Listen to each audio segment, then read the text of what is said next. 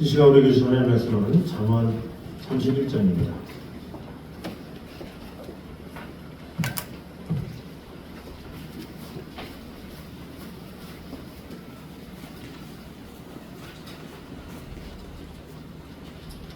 잠언 31장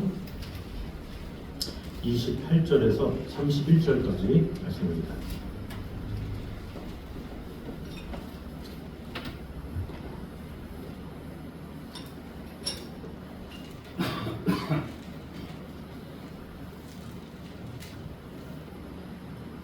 잠언 31장 28절에서 31절까지 말씀입니다.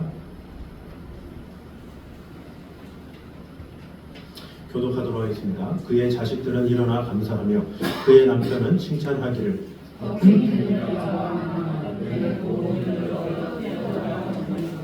고운 것도 거짓되고 아름다운 것도 헛되나 오직 여호와를 경외하는 여자는 칭찬을 받을 것이라.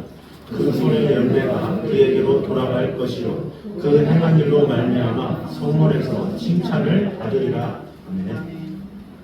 자, 오늘은 잠언 드디어 마지막 시간입니다. 한 5, 6년 했던 것 같습니다. 이 잠언이 얼마나 참 귀한지 잠언뿐만 아니라 모든 성경이 그렇죠. 되게 이렇게 많은 교회들 보면 한 장씩 가는 경우가 많이 있어요. 새벽 기도든 어떤 강의든 한 장씩 이렇게 하는 분들이 있는데 참 대단하신 것 같아요. 한 장에 이렇게 간추려서 이렇게 한다는 게. 근데 성경이 너무나도 사실 깊어서 저는 그게 쉽지가 않은 것 같아요. 한 장을 이렇게 뭉뚱그려서 하기는 참 어려운 것 같고 사실 지금 제가 하는 것도 디테일한 게 아니죠. 저는 이렇게 제가 좀 원래 좋아하는 건 한 단어 가지고 한 시간 하고 또 한 단어 가지고 한 시간 하고 그러면서 하는 걸 상당히 좋아합니다. 왜냐하면 성경에 너무나도 깊이가 있고 은혜가 있기 때문에 파헤치면 파헤칠수록 너무나도 놀랍기 때문에 그래서 그러고는 싶지만 그러다가는 평생 이 잠언만 가지고도 그럴 수 있을 것 같아서 그래도 절제하면서 그래도 한 문턱이씩 그래도 이렇게 하는 겁니다. 그럼에도 불구하고 이제 우리가 5년을 했죠. 그만큼 이 말씀은 너무나도 깊이가 있고 또 참 이 말씀이 깊이가 있는 것은 또 다른 잠언을 들으면 또 똑같은 설교자가 똑같은 잠언을 해도 또 다른 내용이다라는 거죠. 그만큼 이 성경은 깊이가 있고 은혜가 있다라는 것을 보게 됩니다. 우리가 다음 주부터는 전도서 말씀을 볼 텐데 이 전도서 말씀에도 하나님께서 우리에게 귀한 교훈과 은혜를 주실 줄 믿습니다.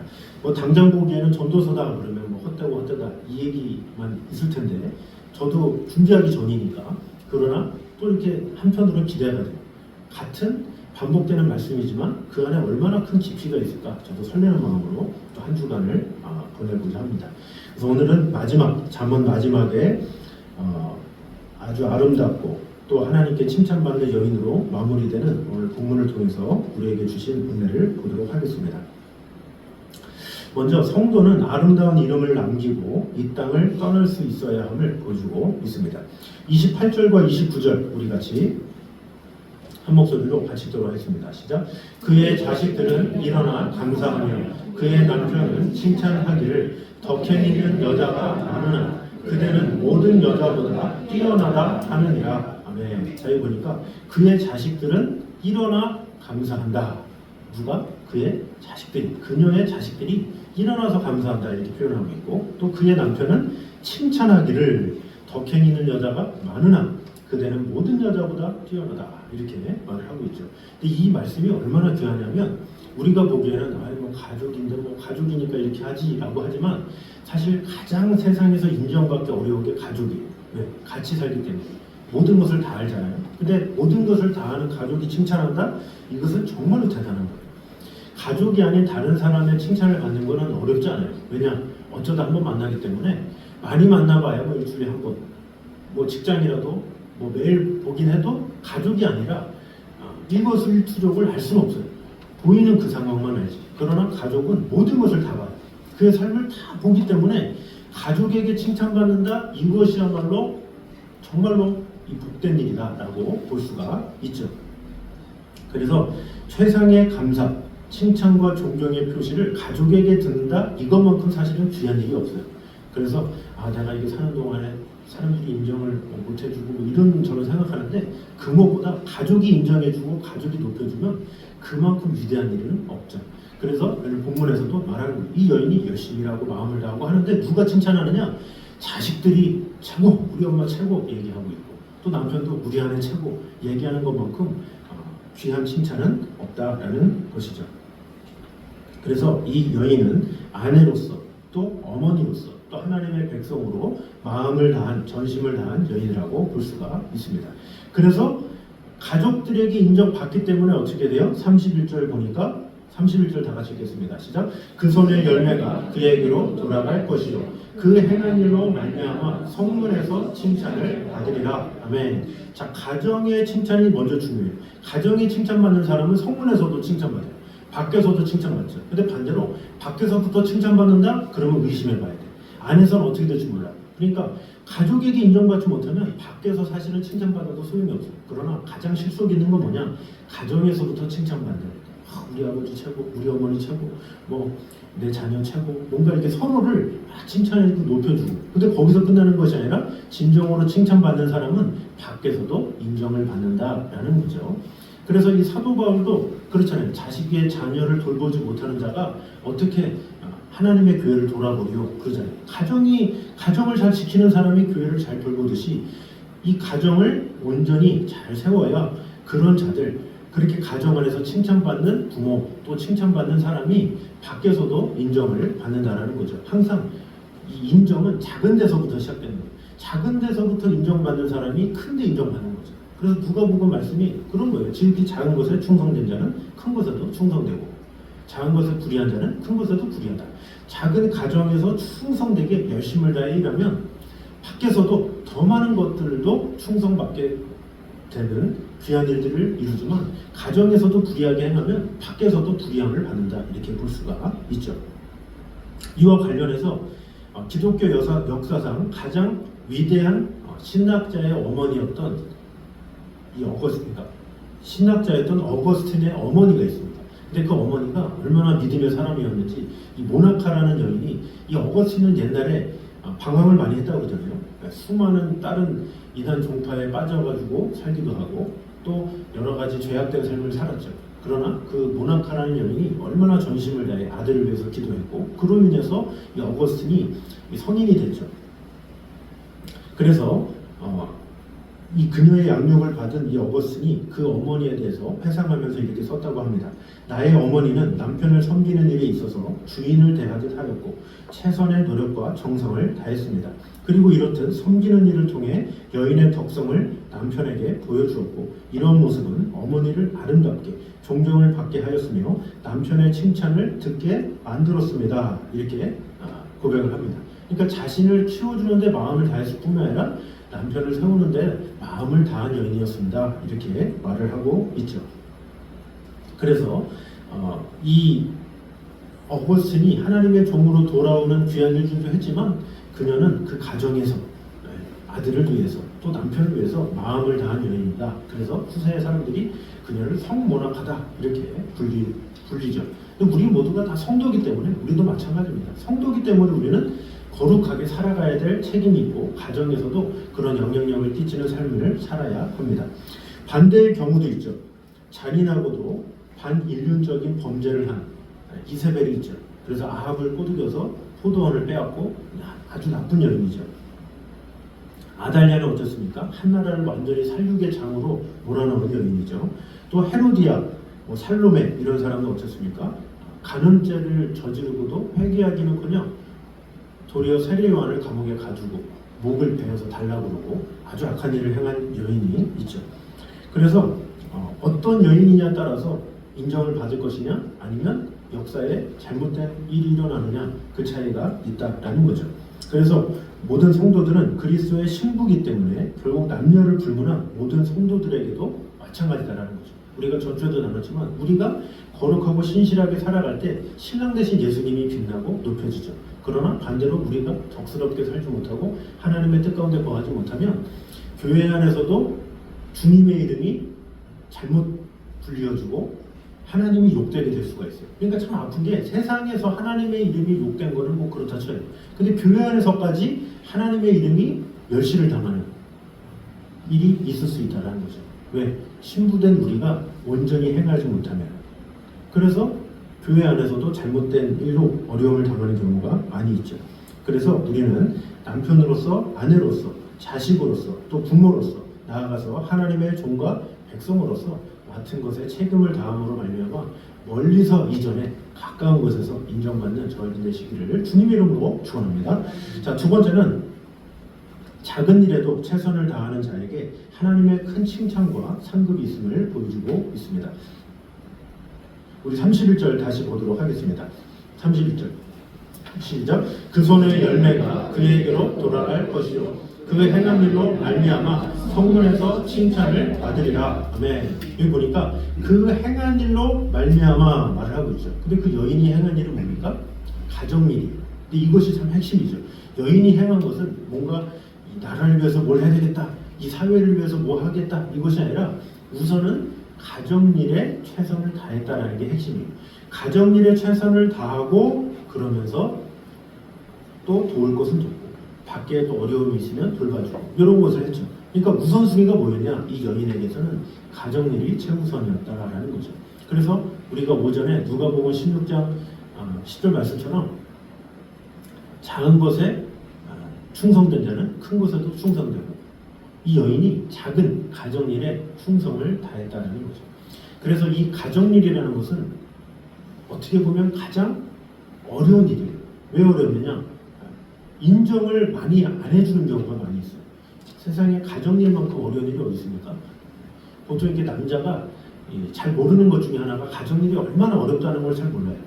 그래서 옛날에도 제가 뭐 만화책에서 봤는지 드라마에서 봤는지 남자가 뭐 억울해가지고 나는 밖에서 힘들게 돈 벌어오는데 당신은 집에서 누워있고 맨날 뭐 일도 안 하고 막 그러면서 역할을 바꾸자 막 그래가지고 바꿨대잖아요. 그래서 남편이 집안일을 하고 아내가 밖에 일을 해서 실제 보니까 집안일은 훨씬 힘든 거예요.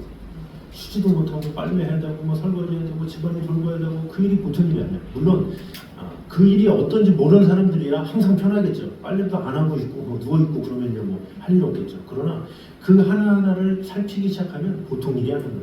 그래서 뭐 빨래도 색깔별로 있잖아요. 하얀 건 하얀 거대로, 검은 대로, 이것대로 저것대로 다 분류하고 떼낀 건 떼낀 거대로 하고 그거를 일일이 하다 보면 보통 힘든 게 아니에요. 근데 그 일을 모른다 그러면 그만큼 관심이 없는 거예요. 집안일에 관심 있는 사람은 얼마나 집안일이 많다는 것을 알죠. 그래서 그 집안일을 최선을 다하는 아내를 위해서 항상 수고한다 할 줄 알아야 된다는 거죠. 근데 이 여인은 바로 그런 것이 있다는 거죠. 가정일에 최선을 다하는. 이 가정일이 얼마나 어렵습니까? 누가 뭐 알아줍니까? 누가 칭찬합니까? 그러나 그걸 칭찬할 줄 알아야 되고 이렇게 해야 되는데 오늘날에 그렇지 못한 경우가 너무나도 많이 있죠. 그래서 이 가정일은 어떻게 보면 누가도 알아주지도 않는, 그러면서도 너무나도 힘든, 그렇다고 보상이 있지도 않은 그런 일이다라는 거죠. 사실 일하는 사람은 나가서 일하면 수고했다고 월급이라도 받지, 가정일 하면 월급 누가 줍니까? 그렇지 않잖아요. 그러니까 얼마나 그 힘들고 어려운 일이에요. 그러니까 이만큼 가정일은 이 당시에 여성에게 있어서 엄청나게 어려운 일이다라는 것을 볼 수가 있습니다. 그래서 이 가사일은 우리나라뿐만 아니라 예로부터 상당히 무시받는 일로 받아져 왔습니다. 그래서 이 사회적인 활동과는 달리 가사일이란 뭐냐, 가족에게만 국한됐기 때문에 사람들이 무시하는 거예요. 그래서 이 가사일 그러면 허드렛 일이다, 뭐 쉬운 일이다 생각하지만 사실은 그렇지 않다는 거죠. 이 가사일의 말로 가사일을 어떻게 하냐에 따라서 어떻게 돼요? 가사일에 따라서 자녀가 청결하게 자라고 깨끗하게 자라고 건강하게 자라요. 근데 가사일이 게으르면 어떻게 돼요? 자녀가 돌봄을 못 받잖아요. 그러면 뭐 매무새나 이런 면에 있어서 이 밖에서도 인정받는데 잘못될 수가 있어요. 가사일을 어떻게 하냐에 따라서 남편의 자존감이 높아져요. 그래서 남편이 어디로 가든지 하나님의 일을 할 수 있도록 사회에서 영향력을 끼치는데 좋은 역할을 하죠. 그러나 집안일이 온전치 못하다 그러면 남자의 하는 일도 잘못될 수가 있다라는 거죠. 그래서 이 오늘날에도 이 가사일은 알아주지 못하고 세상 일은 알아준다. 그래서 요즘에는 이 가사일을 하기 싫어서 이제 뭐 결혼도 포기하고 뭐 이런 상황도 많이 있죠.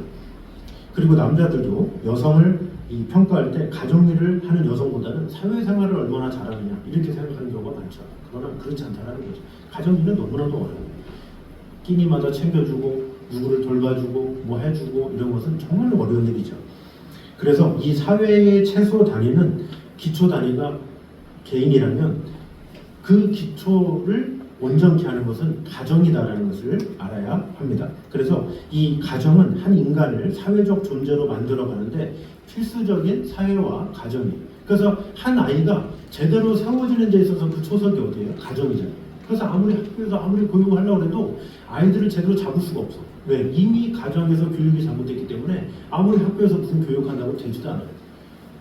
기초가 가정이기 때문에. 그러나 반대로 기초인 가정이 잘 세워지면 학교에서 뭐 큰 거 안 해도 아이들이 잘 크는 경우를 볼 수가 있죠.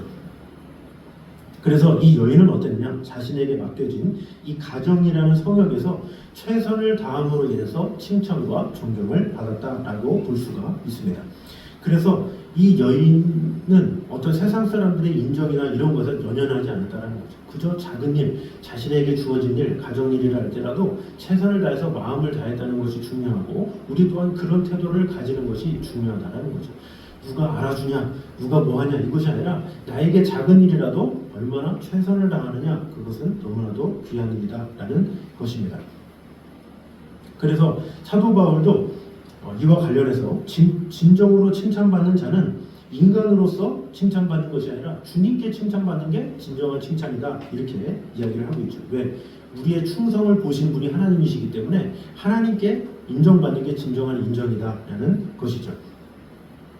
그래서 우리는 말씀을 따라서 사람보다 하나님을 바라보고 작은 것이라고 무시하지 말고 작은 것이라 할지라도 하나님은 오히려 그것을 통해서 더 크게 역사하신 분이다라는 것을 보게 됨으로 말미암아 이 여인이 작지만 그런 가정일에 최선을 다했듯이 대했을 때 가정에서도 인정받고 또 사회에서까지 인정을 받았던 것처럼 우리 또한 작은 일인 것 같지만 그 일에 최선을 다해서 누가 어떻게 반응하든지 하나님께서 보신다라는 마음으로 충성되게 마음을 다해 헌신하는 저희들 되시기를 주님의 이름으로 축원합니다.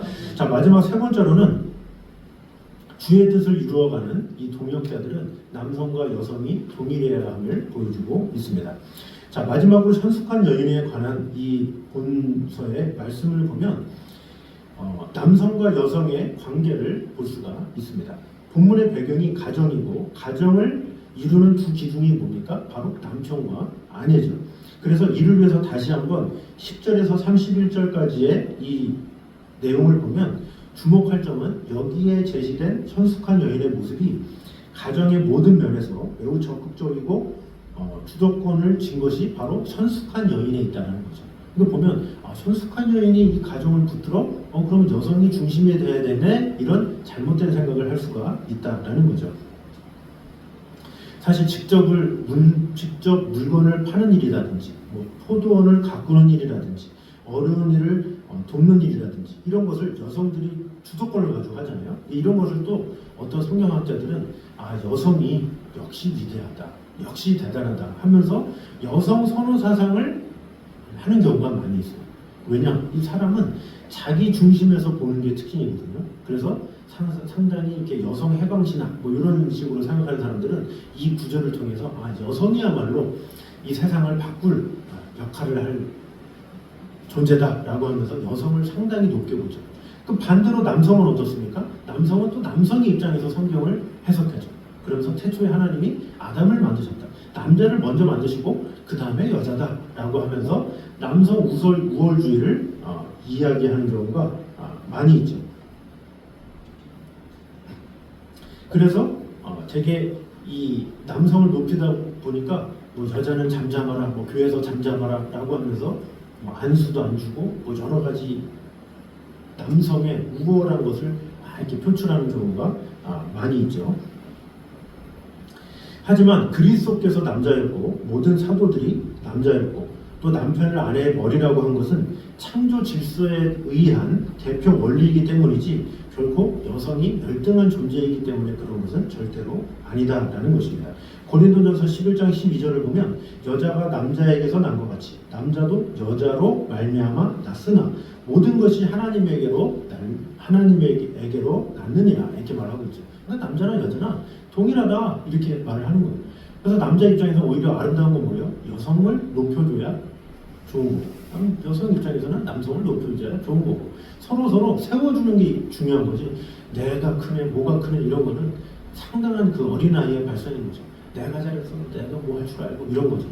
그러나 하나님은 오히려 서로를 섬기고 서로를 배려하고 서로를 높이고 서로를 위하는 것 그것을 원하신다라는 거죠. 그러나 이 사회를 보면 뭔가 한쪽으로 치우친 사람들이 너무나도 많이 있죠. 그래서 너무 건너가서 너무 여성 중심으로 또 어떤 곳은 남성 중심으로 이러면 성경을 오해하는 거고 곡해하는 거고 하나님을 무시하는 거예요. 항상 양쪽의 입장에서 균형을 이루면서 온전하게 해야지 어떤 한쪽에 치우친 것 이런 것은 잘못된 것이다 라고 볼 수가 있습니다. 그래서 남자나 여자나 모두 하나님의 형상으로서 동등한 존재임을 성경에서는 이야기하고 있죠. 그래서 사사기에도 그 사사 중에 드보라가 있잖아요. 그런 일들을 했잖아요. 선지자 중에 훌다라는 여성들이 있고 또 신약 시대 와서는 어땠습니까? 그런 브리스길라 뭐 이런 여인도 지도자가 됐죠. 또 민수기 36장에 보면 이 딸에게 정당한 상속권을 부여하는 장면이 나와요. 왜? 아들이 없기 때문에 그 당시 때 딸에게도 정당한 것을 부여해라 이렇게 말을 하고 있죠.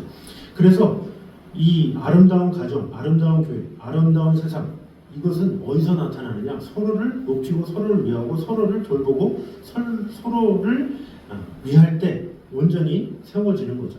그러나 뭔가 자기 입장에서 내 목소리를 들어달라라고 하면서 자기 입장만 얘기하게 되면 그때부터는 잘못된 균형 감각을 얻게 되는 거죠. 그래서 항상 우리는 양쪽의 입장에서 동일한 것이 이루어질 수 있도록 해야 된다라는 것이죠. 그래서 기독교는 남성 중심의 종교라든지 뭐 그러면서 가부장적으로 해석한다든지 아니면 그 여성의 입장에서 여성 해방신학 뭐 해가지고 여성 중심이다 이렇게 해석한다든지 이런 모든 것은 무조건 잘못된 것이다 라는 거죠. 하나님은 모든 것 가운데 질서를 이루시는 분이지 질서가 아니라 파괴가 일어나고 또 누구는 낮아지고 누구는 높아지고 막 이런 것은 하나님의 뜻이 아니에요. 누구나 다 동등하게 하나님의 자녀로 하나님의 사람으로 온전히 세워지는 것 그것을 원하시지 어디 하나는 뭐 무시되고 이러고 이것이 아니라 공평하게 모든 것을 이루시는 분이 하나님이시다라는 거죠. 그래서 이 선숙한 여인을 통해서 선숙한 여인을 칭찬하려는 것보다는 선숙한 여인이 이 가정에 속해 있고 그로 말미암아 남성까지도 나중에는 칭찬을 받는다는 내용이 나오죠. 자녀들도 인정하는 내용이 나오죠. 그러니까 결국엔 누가 돋보여요? 선숙한 여인이 이 한 여인으로 말미암아 여인도 돋보이지만 남편도 돋보이게 되고 더 나아가서 그 자녀들의 인생도 복되게 되고 이런 것을 말하는 거죠. 누가 여인이 잘했다, 남편이 잘했다 이런 것을 말하는 것이 아니라 이런 편 나누기 이런 것을 세상에서는 말하잖아요. 누가 내 편이냐 뭐 이런 것을 따지죠. 그러나 하나님 안에서는 우리 모두가 다 한 마음이요, 한 형제요, 한 형제요, 한 자매요 이런 것이 중요하다라는 것입니다. 그러므로 고린도전서 11장 11절에 그러나 주 안에서는 남자 없이 여자만 있지 않고 여자 없이 남자만 있지 아니하니라 이렇게 된 것처럼 모두가 하나 되는데 마음을 다해야지 자기 입장에서 자기 목소리를 내려고만 하면 해답은 없다라는 거죠. 해답 없는 그런 것에 마음을 쓰기보다는 어떻게 하면 더 상대를 높일까? 어떻게 하면 상대를 더 위할까? 그래서 이 빌립보서 2장에서도 나보다 남을 더 낮게 여기고 이렇게 얘기를 하고 있죠. 나보다 남을 높이는 것 그것이야말로 주님께서 기뻐하시는 것. 그러나 잘못된 믿음을 가지면 누가 크냐 그러면서 시간 낭비하죠. 누가 크냐는 답이 없어요. 정답이 없어. 그러면서 시간만 흘러. 그러면서 또 다음날 누가 크냐 또 다음날 또 누가 크냐 이 누가 크냐는 아무런 해답도 없이 시간만 낭비하고 에너지만 낭비하고 분열만 일으키죠. 그러나 당신이 큽니다. 당신이 위대합니다. 당신이 높습니다. 그러면 서로 웃으면서 서로 사랑하고 돌보면서 끝나는 거죠. 그래서 우리 모두가 교회 안에서든 사회 안에서든 내가 크다 이것이 아니라 당신이 큽니다. 당신이 위대합니다. 당신이 존귀한 자입니다. 이런 마음으로 살아갈 때 하나님께서 서로를 섬기며 그런 하나가 되는데 하나님께서 함께 하시는 것이 두세 사람이 내 이름으로 모인 곳에 나도 그들 중에 있느니라 이렇게 말씀하시지. 겨우 둘밖에 없는데 서로 가르고 내가 잘났네 뭐가 하네 그러면 그 둘인데도 갈라지잖아요. 갈라지면 하나님이 함께 있을 수가 없는 거죠. 그래서 우리 모두가 하나 되기에 힘쓰고 서로 높이기에 힘쓰고 서로 동료하기에 힘써서 하나님께서 세우신 이 교회가 더욱더 하나님의 뜻을 이루는데 한마음이 되는 주님께 크게 쓰임받는 저희들 되시기를 주님 이름으로 축원합니다. 기도하겠습니다. 찬양주님 감사합니다. 우리와 늘 언제나 함께 하신 주님, 우리가 잠언 말씀을 통해서 하나님을 경외하고 또 하나님의 지혜 가운데 온전히 거하고 하나님의 뜻 가운데 거하며 나아가는 것이 얼마나 귀한 것임을 보게 되었습니다. 이 잠언 말씀을 통해서 지혜로운 삶이 무엇이고 하나님 앞에 어떻게 살아야 하고 또 하나님을 경외할 때 어떻게 경외해야 하며 또 인생을 살아가는데 여러 가지 해야 될 것들을 우리가 많이 보게 되었습니다. 결국에는 하나님의 말씀대로 살 때 하나님의 뜻 가운데 순종할 때 하나님께서 가장 좋은 길로 인도하실 것이라는 것을 믿고 오늘도 또 앞으로도 계속 잠언 말씀을 통해서 아버지 하나님께서 주신 교훈으로 힘있게 하나님의 뜻 가운데 거하며 나아가는 성도들이 되게 하여 주시옵소서. 어찌하든지 나를 드러내는 삶이 아니라 어떻게 하면 하나님의 영광을 드러낼까라는 생각으로 우리가 그리스도의 신부로서 오직 신랑 되신 예수 그리스도만을 높이며 그러함으로 나로 말미암아 주님이 칭찬받고 주님이 사랑받는, 그래서 하나님께서 세우신 이 교회가 하나님의 뜻 가운데 거해지는 귀한 영광 가운데 거해질 수 있도록 주님 함께하여 주시옵소서. 이제는 우리 주 예수 그리스도의 은혜와 아버지 하나님의 무한하신 사랑과 성령님의 교통하심이 늘 우리와 함께 계시는 하나님의 나라와 영광을 위해서 마음을 다하기 원하는 이 자리에 있는 모든 성도들 위해 예부터 영까지 함께 있기를 간절히 축원하옵나이다. 아멘.